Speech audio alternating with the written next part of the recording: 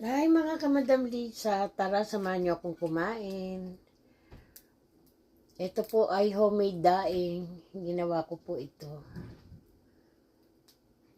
Naka-stack lang po sa freezer. Yan, mga ginawa ko nung summer.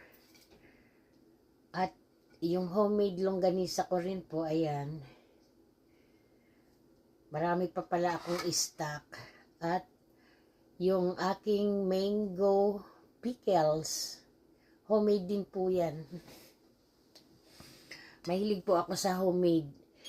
Kasi wala naman ako trabaho sa labas. So, ginagawa ko na lang po lahat dito. Yung kung anong gusto kong pagkain, kainin na pareho sa Pilipinas.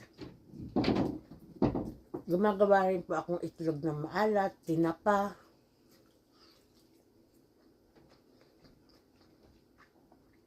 Kasi malayo po kami rito sa Chinese store. Buwanan lang po kami pumunta doon. Saka hindi po ako bumibili ng mga dry fish. Saka longganisa. Talagang ginagawa ko po. Lalo na po ang tinapa. Kasi minangyari na sa akin sa tinapa. Galing po daw yun ng Pilipinas. Siyempre pagdating dito, stuck na.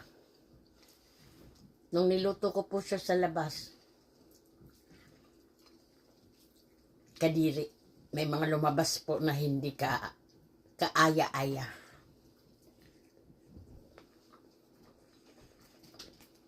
Kaya, ang ginagawa ko po,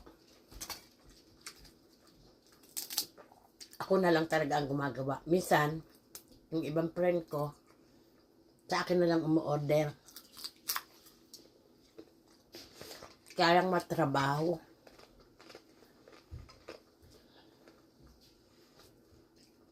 Ang tagal ko na rin pong hindi nakapag-kamay na kumain. Sabi ko ngayon, kakamay ako.